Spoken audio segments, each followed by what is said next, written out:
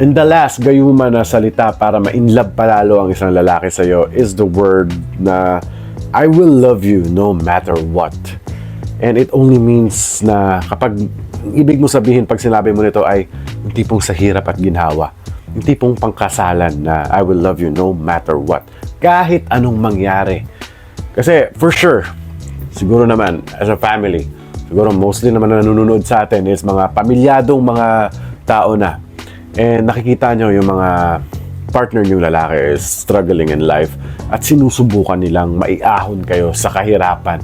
And that is a part of a masculine journey ng isang lalaki na nilalabanan niya yung everyday struggle para lang maiahon kayo at mabigyan kayo ng magandang buhay. So by just telling that guy na I will love you no matter what, because I know takot yung lalaki na yan mag-fail sa mga plano niya, natatakot siyang pumalya sa mga plano niya kasi ang kapalit nun baka iwanan mo siya dahil nga sa kahirapan. So that's why that guy is fighting. Pero kung mahal na mahal mo naman ang lalaki na yan, don't ever hesitate to tell that guy that you will love that guy no matter what.